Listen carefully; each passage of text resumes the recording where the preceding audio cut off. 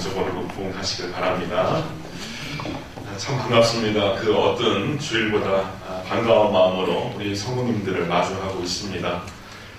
우리 성도님들의 사랑과 또 기도와 협력 덕분에 이렇게 필리핀의 하나님의 사랑 창신교회 헌당 예배를 무사히 마치고 돌아오게 되었습니다. 제가 부임하기도 전에 우리 성도님들께서 오래간 헌금하시면서 준비해 오셨던 해외 선교의 사역이 아름답게 결실한 것을 보고 돌아올 수 있었습니다. 사실 큰 교회도 할 수 없는 일이 이렇게 해외 선교를 개척하는 일이나 그 해외 선교지에 예배당을 건축하는 일입니다. 제가 앞서 섬겼던 교회가 60년 이상의 역사를 갖고 있었는데 그 교회는 환갑이 되어서야 해외 선교지에 이렇게 1억 원의 현금을 이렇게 보내서 60년이 돼서야 이제 하나 그렇게 건축을 했었습니다. 근데 저희들은 벌써 이제 두 번째 헌당식을 우리가 또 앞두고 있지 않습니까? 이렇게 큰 교회도 하기 어려운 일을 우리 창신교회에서 순적하게 이루어냈다는 것에 대하여 하나님께 무한히 감사할 뿐입니다. 그리고 이번에 함께 가신 분들이 일정 부분 교회의 지원을 받고 가시게 되었지만 개인적으로 또 각각 상당한 금액을 또 헌금을 하시는 것을 곁에서 지켜보게 되었습니다. 그래서 과연 우리 창신교회의 재직들은 달라도 뭐가 다르다 하는 또 감동도 느끼면서 담임 목사로서 아주 뿌듯했습니다. 모든 일정 가운데 하나님의 인도하심이 있었고 성령의 충만함이 넘치는 헌당 예배였기 때문에 다음번 베트남 푸검 창신교회 헌당 예배 역시 기대가 됩니다. 뜻하시는 분들, 협력하시는 분들은 언제든지 함께 참석할 수가 있으니 저에게 신청 혹은 말씀해 주시면 대단히 감사하겠습니다. 오늘은 기초라고 하는 지하의 말씀으로 피차 은혜를 나누고자 합니다. 세상 만사의 기초가 참으로 중요합니다. 기초가 부실하면 멀쩡해 보이고 아름답고 화려해 보이는 건물도 무너지는 것은 시간 문제이기 때문에 그렇습니다. 대한민국의 현대에서만 살펴봐도 기초 부실의 문제는 매우 치명적인 환란을 초래했다는 것을 쉽게 떠올릴 수가 있습니다. 성수대교가 왜 무너졌습니까? 삼풍백화점 또 왜 붕괴되었을까? IMF라고 하는 경제 대란이 왜 찾아오게 되었는가? 다 기초가 부실해서 그런 위기를, 그런 환란을 겪게 된 건 아니겠습니까? 이렇게 세상의 건축물도 경제, 사회, 체제도 기초가 중요하듯이 교회와 성도도 대단히 기초가 중요합니다. 기초가 무엇일까요? 예수 믿는 자가 소원 성취하고 만사 형통을 누리는 것이 그게 근본적인 문제가 될 수 있을까요? 우리가 교회를 다니면서 인격을 함양하고 교양을 이렇게 습득하는 것, 이것이 기초가 될 수 있을까? 몇 해 전에 어느 초등학교 수학 시험에 이런 문제가 나왔다고 합니다. 잘 들어보시기 바랍니다. 3 더하기 3 더하기 3 더하기 3 이것을 곱셈으로 바꾸어 답을 써라. 다 수학 나오셨으니까 어떻게 바꿔야 될지 알지 않습니까? 3 더하기 3 더하기 3 더하기 3을 곱셈으로 바꿔서 답을 써라. 정답은 무엇입니까? 3 곱하기 4는 12. 그런데 어느 한 학생이 보습학원을 열심히 다니고 선행학습을 열심히 했는지 몰라도 학생이 그냥 무심코 답을 4 곱하기 3은 10이다 이렇게 썼다는 거예요.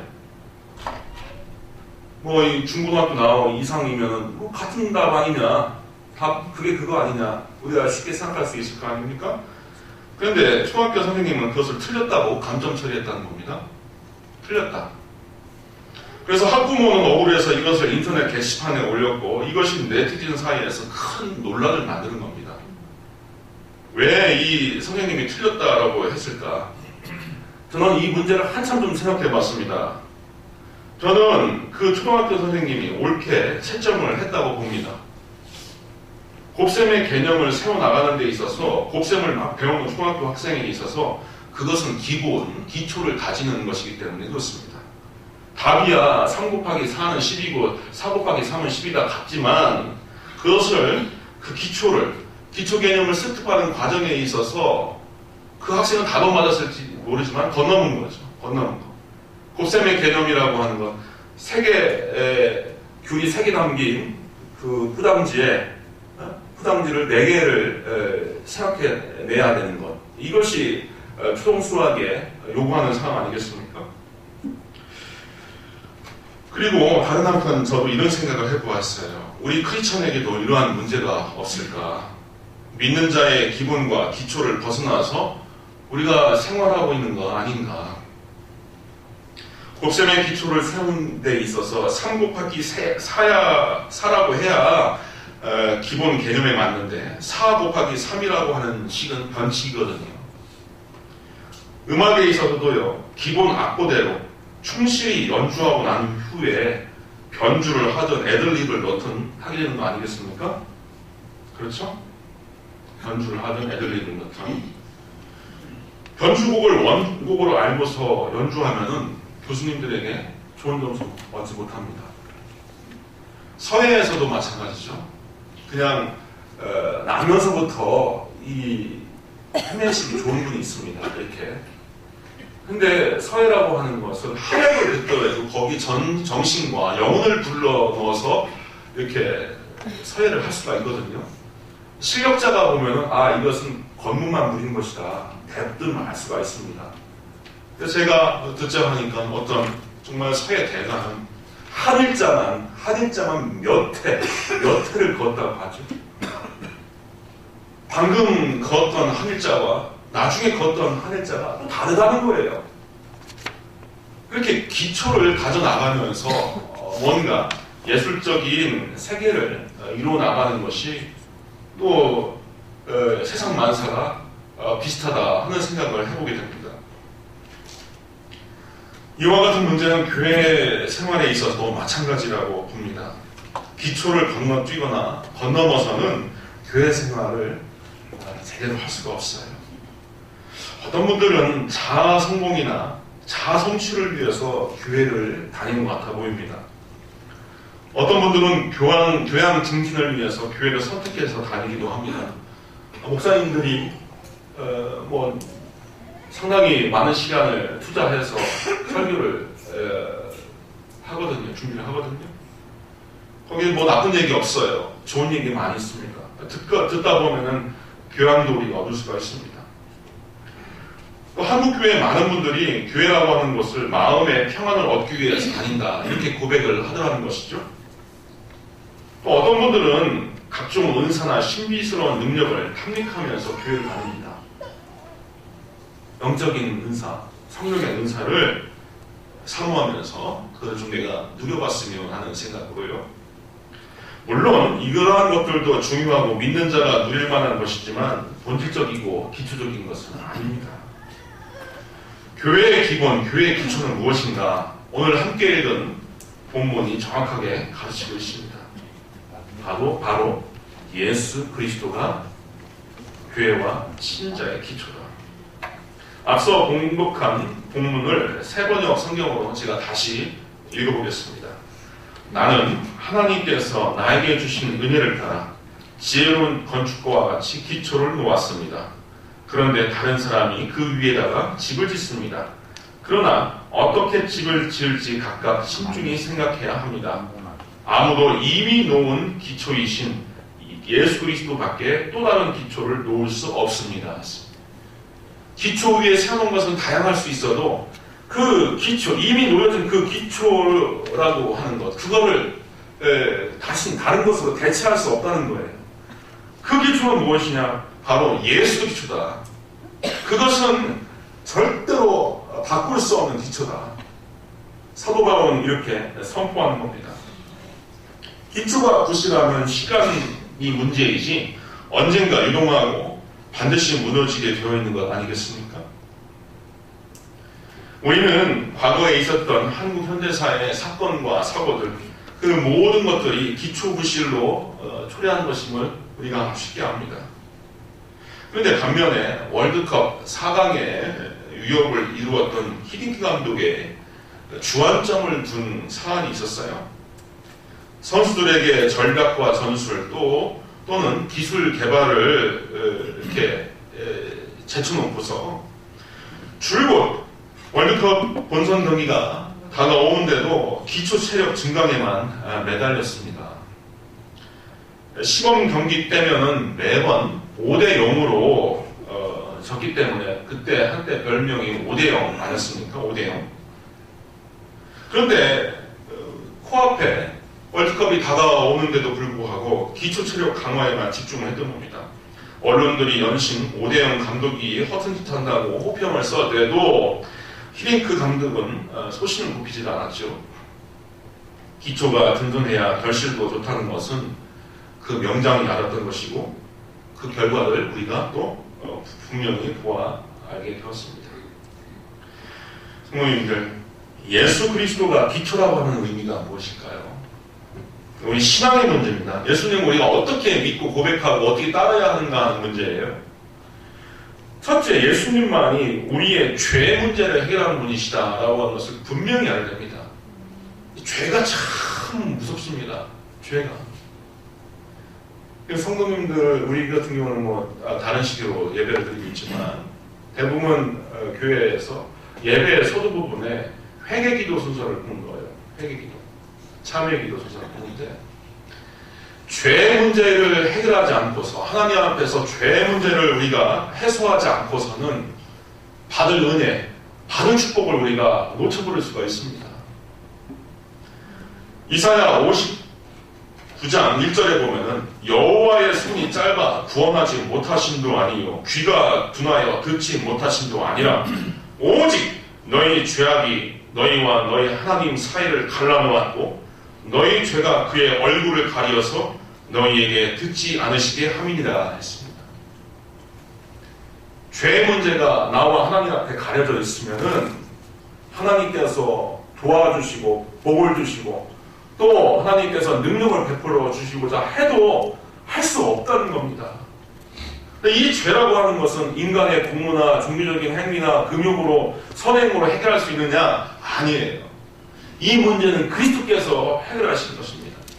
십자가를 지시고 그의 육체를 찢으시고 피를 흘리심으로써 우리의 죄 문제를 해소하여 주신 거예요. 죄 문제, 이 죄 문제를 해결하시는 분이 바로 예수다라고 하는 것을 굳게 믿고 우리가 늘 죄 가운데서 연약하고 힘겨워하고 어려워할 때마다 예수 그리스도의 십자가의 공로, 예수 그리스도의 보혈의 능력에 의지하여서 나를 용서하여 주시고 나의 죄를 도말하여 주옵소서 믿고 고백하고 하나님께 청하면은 그 십자가의 능력으로 우리의 모든 죄악을 도말하여 주시는 것입니다. 가끔 저도 우리 성도님들처럼 가정생활, 세상에서 이렇게 지내다가 이렇게 예배하러 올 때 마음이 눌리고 찜찜한 경우가 있어요. 부부간에 심하게 다투었다든지 뭔가 양심의 가책을 심하게 느꼈다든지 그러면 저조차도 목사조차도 예배가 싫고 설교가 거북하고 부담스럽고 또 예배당 찾는 것이 쉽지 않습니다. 그래서 그런 생각을 해봐요. 내가 그러는데 목사가 그러는데 우리 성도님들은 오직 하겠는가. 그렇지만 이것은 마귀의 괴계입니다. 성령의 음성이 아니고 마귀의 괴계예요. 그래서 때로는 저는 그런 생각을 해봅니다. 참으로 하나님 앞에서 뻔뻔한 자가 예수 잘 믿는 자다. 내가 죄악의 구렁텅이에서 내가 신나게 뒹굴고 왔다 하더라도 영치불구하고 교회를 찾아와서 하나님 내게 주실 복을 베풀어 주옵소서, 내게 주실 은혜를 베풀어 주옵소서 그렇게 고백하고 나오는 분이 그게 성공하는 신앙이거든요. 그게 성공하는 거예요. 그 일만의 양심의 호소에서 자꾸 교회와 멀어지고 자꾸 예배가 멀어지는 것은 이건 사탄이 좋아하는 거지 하나님이 좋아하는 거 아닙니다. 예수님께서는 죄인을 찾으신다고 했어요. 죄인을 찾으시기 때문에 이게 복음입니다. 아, 내가 바로 죄인인데 예수께 귀한 존재가 바로 나구나. 이걸 아셔야 됩니다. 그리고 이 예수님께서 우리의 생명이 되어주십니다. 생명. 예수 믿고 구원받으세요. 영생 얻으세요. 이렇게 하는데 대개 우리 크리스찬들이 예수님으로부터 얻는 구원을 영원한 생명, 어떤 양적인 생명으로 생각하는 경우가 많이 있어요. 분명히 양적으로 everlasting life, 영원한 생명 맞습니다. 하지만 영생에 대해서 많은 진리를 가르치고 있는 요한복음을 보면은 everlasting life뿐만 아니라 abundant life, 풍성한 생명, 다시 말해서 질적인 생명을 가르치고 있어요. 그러니까 뭐 속된 말로 주구장창 오래 사는 것만이 중요한 게 아니라 하루를 살아도 하나님의 형상답게, 하나님의 자녀답게 가치 있고 성결하고 거룩하고 또 온전하게 살 수 있는 것, 그 생명이 그리스도 안에 있다는 겁니다. 그래서 예수님을 잘 믿으면 그 사람의 인격과 삶을 통하여 예수 그리스도의 향기가 나타나게 되는 것이고 하나님의 형상이 드러나게 되는 거예요. 세상 사람들과 질적으로 다른 모습, 다른 인격, 다른 삶이 나타나게 되는 것입니다. 저와 우리 모든 성인들이 바로 이러한 오묘하신 예수 그리스도의 생명에 참여할 수 있기를 주님의 이름으로 축원드립니다. 그리고 우리 예수님만이 하나님께 나아갈 수 있는 유일한 길이 됩니다. 하나님이라고 하는 분은 생명의 근원이고 존재의 근원이에요. 우리가 어디로부터 왔는지 또 어디로 가는지 이 길이 되시는 분이 바로 예수님이십니다. 예수님 돋보이지도 않고 거창하지도 않아서 우리가 쉽게 외면할 수도 있어요. 그러나 내실과 실력은 그 기초에 있습니다. 제가 해외 여행 중에 가끔 쓰는 일회용 면도날이 있습니다. 이번에도 필리핀 방문했을 때 호텔에서 일회용 면도날을 썼는데 역시 수염이 뜯기고 피가 납니다. 대개 중국제예요. 뭐 한국제 면도날은 더 좋냐? 그렇지도 않습니다. 비슷합니다. 그러니까 쇠를 깎아서 만드는 면도날 제조가 뭐 어렵겠느냐 할 수 있지만 정말 기업의 실력은 여기에서 드러나는 거예요. 잘 깎이고 녹슬지 않고 오래 쓰도록 만들어지는 그 기본에 충실한 제품이 명품인 겁니다. 이런 면에서 독일산 그 면도날을 따라올 수 없어요. 가끔 대형마트에 가서 면도날을 보면 화들짝 놀랍니다. 아, 이 면도날 몇 개야? 이게 몇 만 원이 넘네? 2만 원이 넘네? 남자분들 다 느낄 거예요. 이게 뭐라고 이렇게 비싸나? 한 네티즌 블로그를 보니까 이 사람이 희한한 컬렉션 취미가 있어서 2차 세계대전 당시에 만들어진 면도날을 벼룩시장에서 구해서 사봤다는 거예요. 독일분들이 그 당시 썼던 면도날. 그런데 70년이 지난 지금 시점에도 면도날이 잘 든다는 겁니다. 든다는 거예요. 일본제 나사가 또 유명해요. 일본 하면은 뭐 정밀공학, 뭐 전자공학, 기계공학 이런 것만 생각하지만 일본을 떠받치고 있는 기업은 중소기업이 대부분이고요. 그 중소기업 만만히 볼 수 있는 게 아니죠. 한 중소기업이 세계 정밀 부품에 들어가는 나사의 80% 이상의 물량을 댄다는 뉴스를 봤어요. 일본의 조그마한 중소기업이 세계 정밀 부품에 들어가는 나사의 80%를 장악합니다. 나사가 뭡니까? 이게 뭐 어마어마한 뭐 기술 집약적인 그 공학이 요구되는 겁니까? 뭐 회로도가 복잡합니까? 아니잖아요. 단순하잖아요. 나사라고 하는 것은 그 2000년 뭐 이상 역사를 소급할 수 있는 아주 우리 단순한 부품 아닙니까? 근데 세계 모든 정밀 기업에서는 이 회사의 기업에 나사만 쓴다는 거 아닙니까? 이렇게 그저 기본과 기초에 충실하게 만들다 보니까 세계적인 명품이 된 겁니다. 신학자 윌리엄 바클레이라고 하는 분은 인생은 건축하는 것도 같다라고 합니다. 크고 웅장한 건물일수록 건축가는 기초공사에 많은 주의와 노력을 쏟습니다. 이처럼 우리 성도님들이 굳건한 인생이 되려면 기초를 다지는데 집중해야 신앙, 가치관, 윤리의식, 우리 아이디어, 우리의 비전 모든 분야에 있어서 모쪼록 예수만 붙들고 예수로부터 답을 얻을 수 있는 우리 창신교회 모든 성도님 되기를 주님 이름으로 축원합니다. 기도하겠습니다.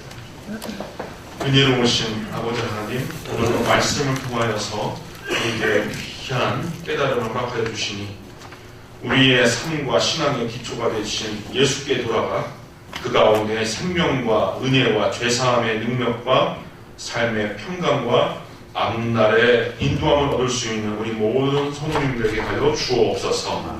예수님의 이름으로 기도합니다. 아멘. 300.